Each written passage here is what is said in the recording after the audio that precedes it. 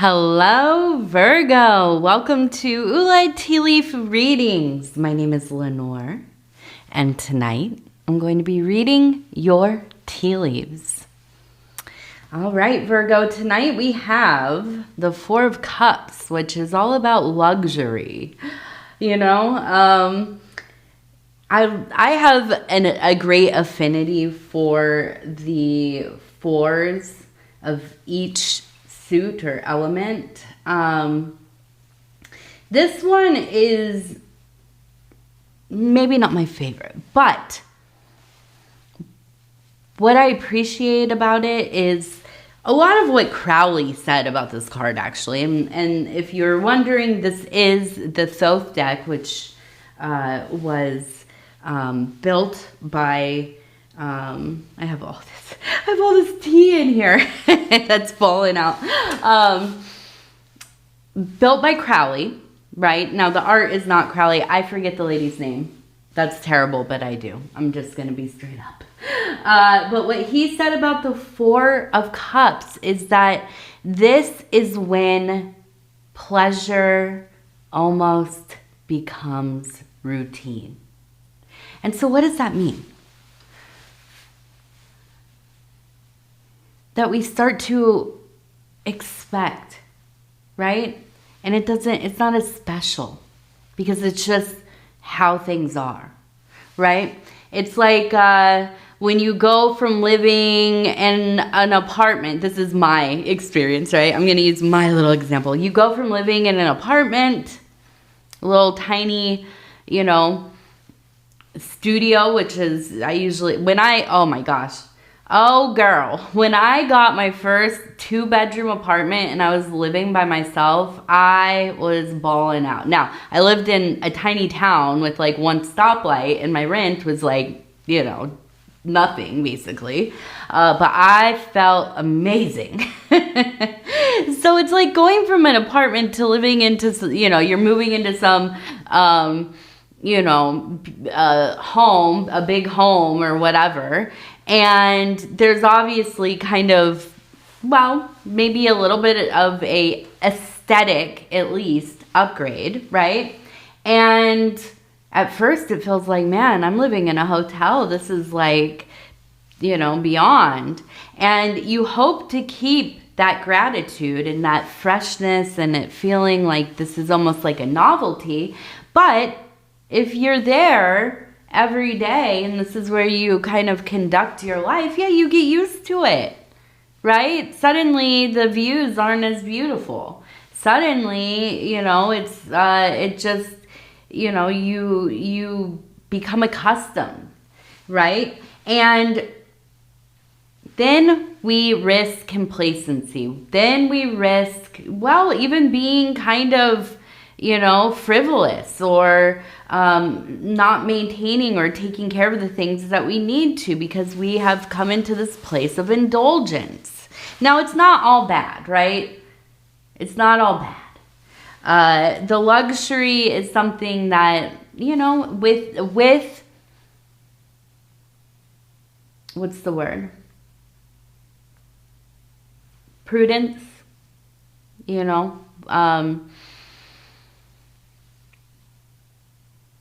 what is the word? I can't think of it. Oh my gosh, I was just talking about this with my daughter.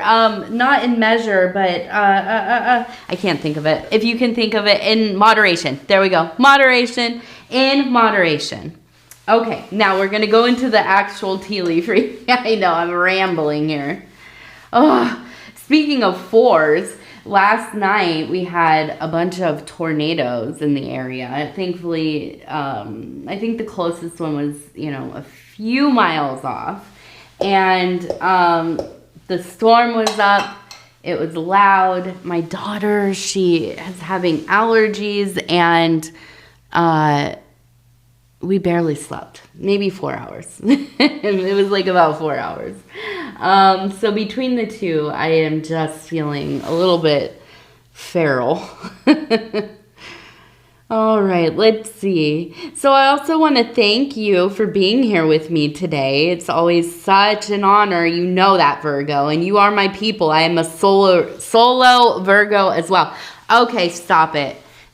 Okay. Okay. So you're a Virgo. You should know, or maybe you don't. I don't know. I didn't know this for a long time either, honestly. But Virgo is ruled by Mercury. Okay. Now, Mercury is the same god as Hermes. And if you are unfamiliar with the imagery of these gods, go look them up.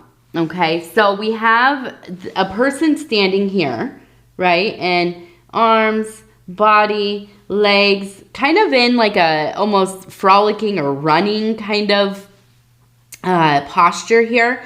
And the two wings on his hat, right? So we know we have Mercury or Hermes, and he is the messenger of the gods. He is the great communicator. He's the thing that gets stuff moving. He's also very fluid, very moody, shifting always, right? There is no real allegiance with somebody like this. And there can't be, because this is a being that dwells in the sphere of service quite often, okay?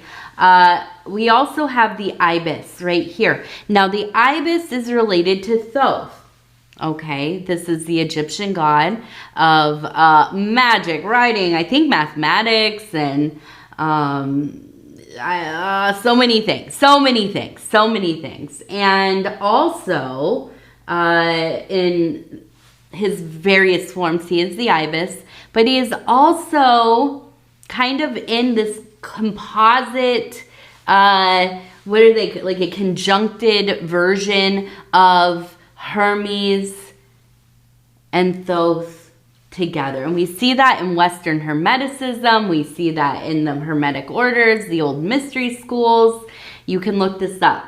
I am not going to try to say the Hermes tress, whatever. It's also seen in alchemical texts, okay? So what happened is, in the Hellenistic world, these two gods were kind of merged together. By whom? I don't really know who did it first, but this is what happened with a lot of gods. Also, you know, the occupation of Egypt, this is where a lot of gods were also kind of put together with the Mediterranean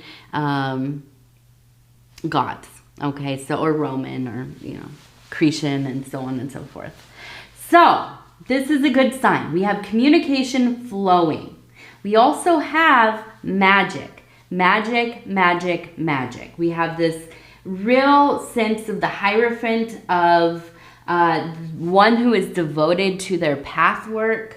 Obviously, you are. That does not surprise me. Once we Virgos get something in our mind and we say, we're going to do this same thing, you better bet your bottom.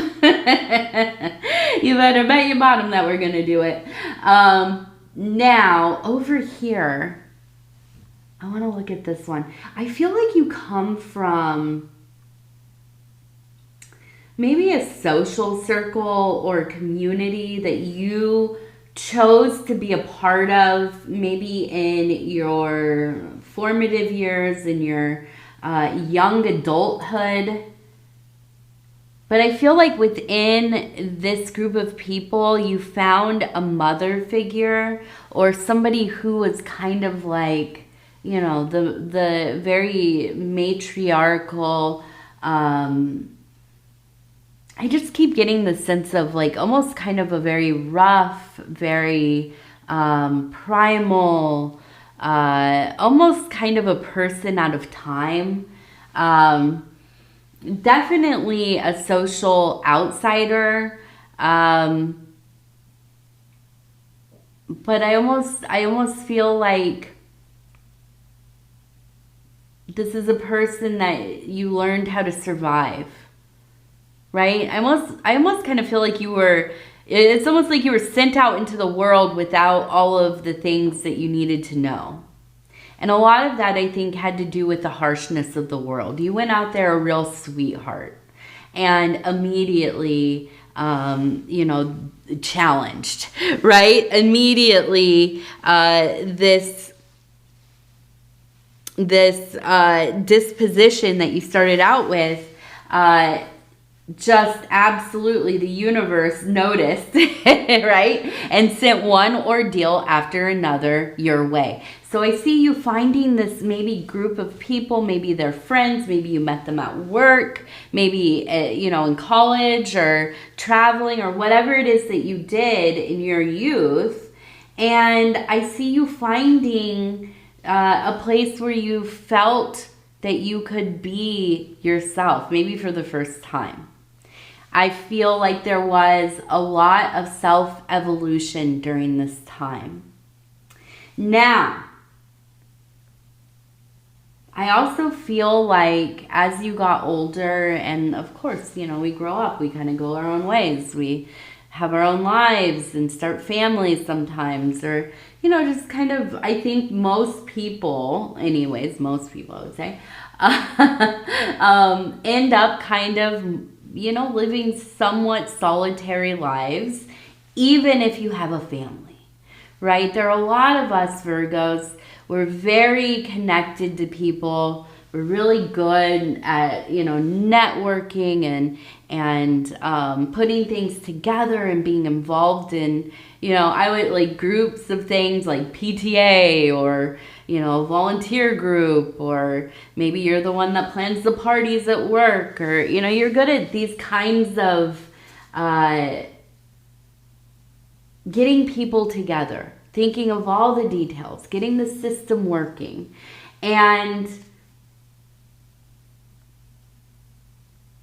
I feel like at the same time, right, there's constant desire to be alone.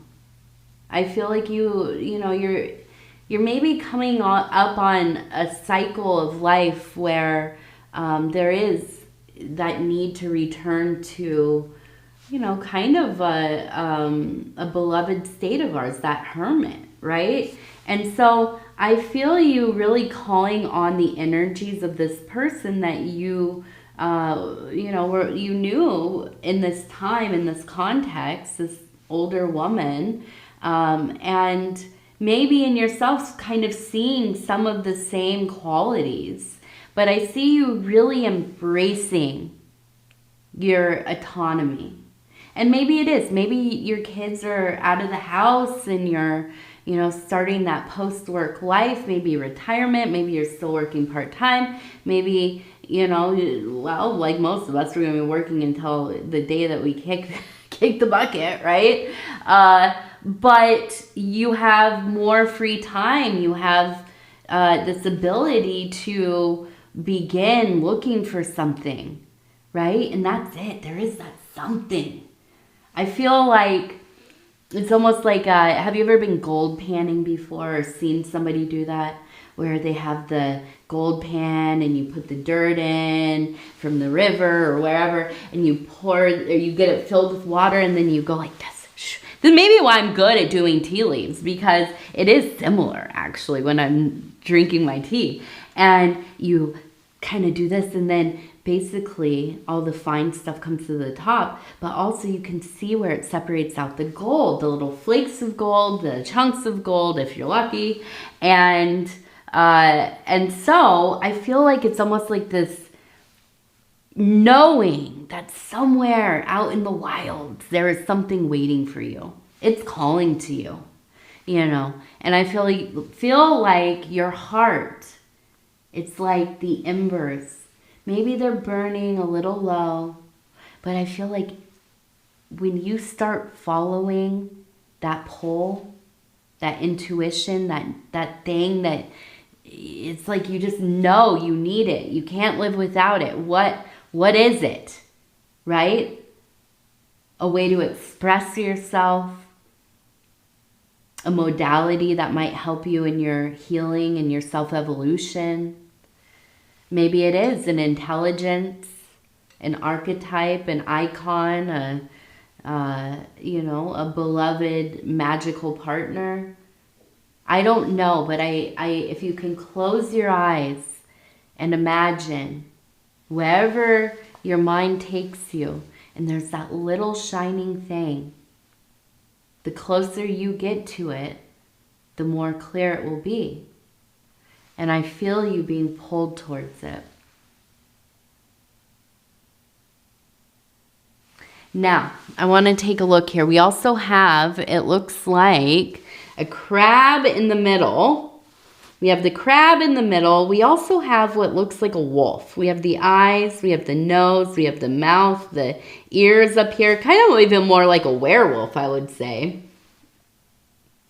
Now, we have a person here, head, arm, kind of hunched over, carrying a fish. So this is work. This is work. We also have people praying. One right here. Here would be the head, the arm, the kind of bent knee. We also have an arm raised. We have a person kind of bundled up and praying.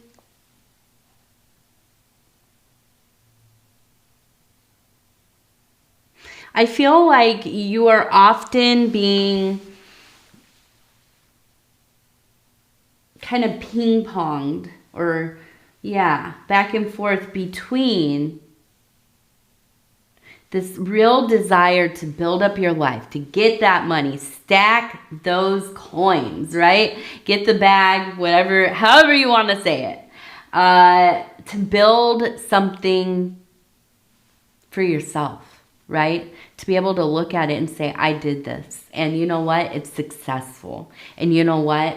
I'm going to keep on going. I'm going to build this into an empire, right? I feel like that's a place that you are in often. But I also feel like there are moments where your emotions, they're very distracting. You could be working, having a great day, everything's going your way, and you get like a text from, well, I'll use my example from the other day, right? I was just cruising on my chores and everything else. I got a text from my husband while he was working. He always texts me between his readings. Shout out to my husband over at Dove and Serpentero. His name is Paul. Go check him out. He's wonderful. He'll either text me or call me between each reading just to say I love you, or we chat about whatever, things that are coming up in the next few hours or whatever. My daughter wants to talk to him, or, this or that. And so the other day he sent me a text and it said, love you, period. And I thought, what the heck? What does that mean with the period on it? And I know for most people, they would say, Lenor, come on. But you're a Virgo, you understand. You know that we will read into, is it capitalized? Is it not capitalized? Does this look like an auto-made message? Is there a period? What the heck is that? He never calls me that. He never, whatever. We will analyze it. And then it's distracting. Because I was just cruising, right? You were getting through your day. You were doing good. You're feeling amazing about things. And then, whoo, And if you linger there long enough, those black clouds, they start coming in. And here comes the storm. And we all know how it plays out, okay? So I think that this is the big thing, is finding that balance, or finding ways to not become the werewolf. Because, oh my goodness, are we not the ultimate? We're very reactionary, Virgo. Now, we're not as reactionary as I always call the Scorpios our twinsies. And I don't say it here as often, but I talk about it in Scorpio a lot. We are the boring twin of the Scorpio. They will take it to like a whole other level, right? Don't mess with no Scorpio. Don't mess with a Virgo either, but like the thing is, a Scorpio is going to deal with it right now, where Virgo will play the long game.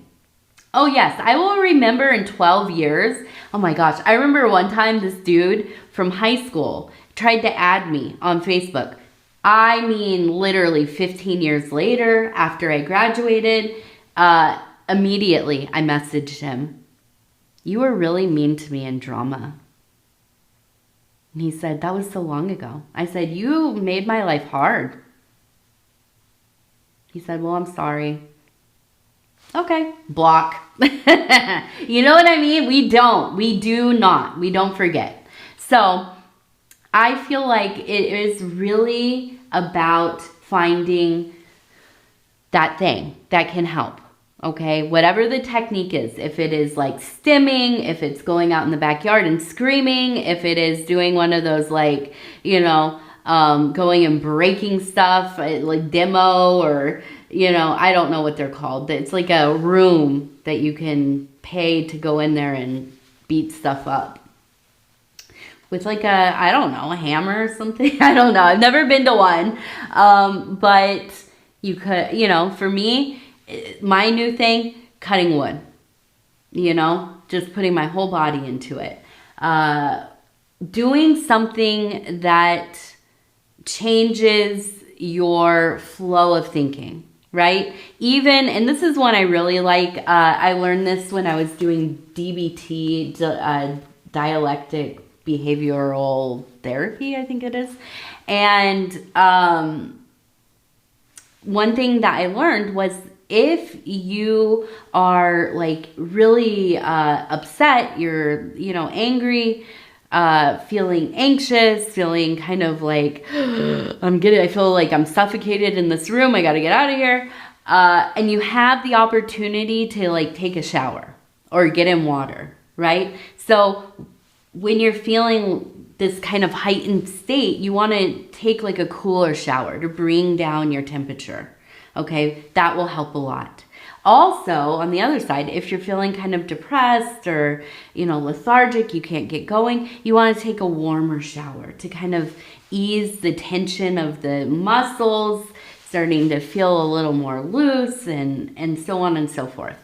So, basically, I feel like this is a good time to be really intentional about employing some of the techniques and if those ones are not working any longer, or you're interested in maybe trying some new things, get on the internet, start looking it up. Just get lists of things to do to distract yourself. Mindfulness, blowing off steam, so on and so forth. Make yourself a comprehensive list.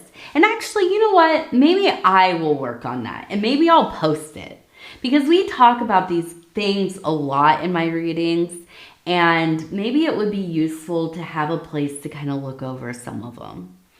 So the crab in the middle, I really feel like it's not about hiding within self and just putting up your armor.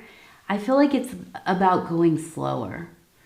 Just allowing yourself in these moments to feel how you feel and then let it go. When we try to push ourselves through something, inevitably we get stuck in there. It's like that, what is that saying? The only way out is through. And sometimes you just have to feel. You have to feel it, and then it's gone.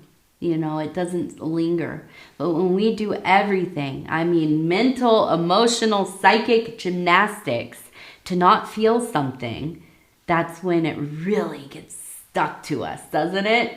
So I feel like this is really a lot about managing some of these feelings, reactions, coping mechanisms. Also, we have the number 309. And it looks like maybe we have the name Jay. Jay. Yes. Okay. Whew.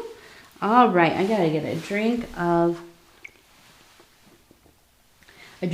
pop. I'm just gonna be real. I'm holding myself accountable. I'm getting close to having to stop drinking pop. I made a deal with my husband. Again, shout out to Dove and Serpentero.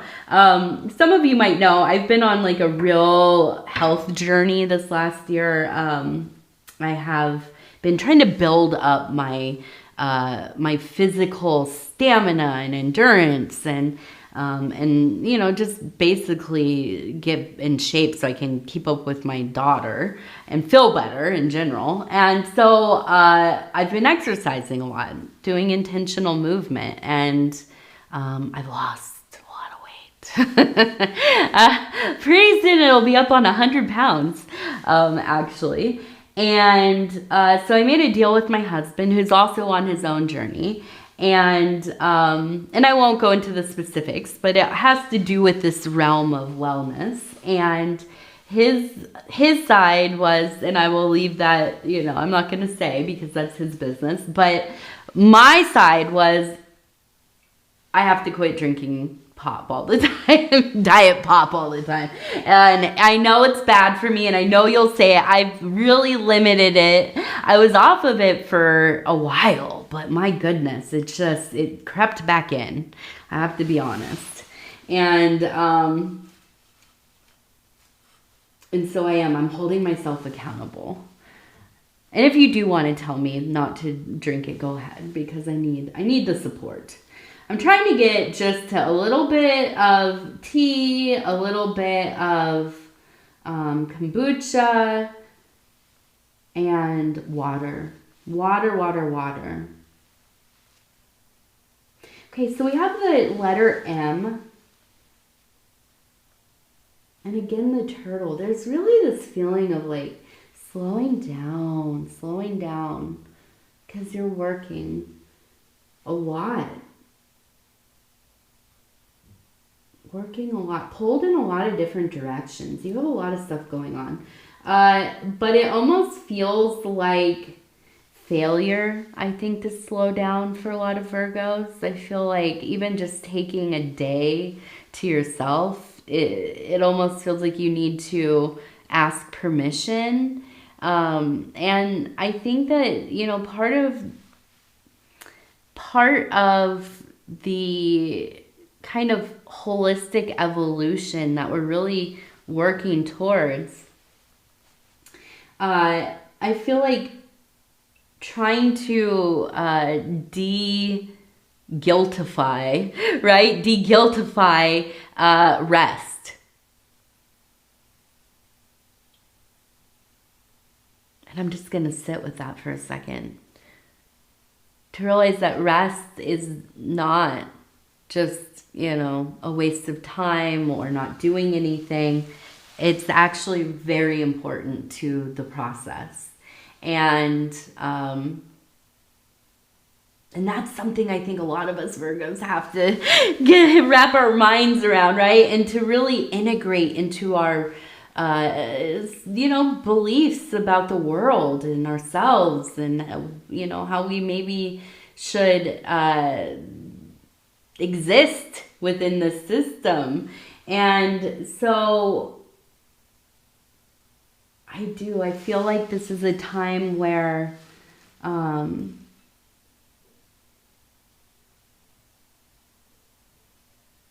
it's a lot of getting back to some of the old work you've been doing.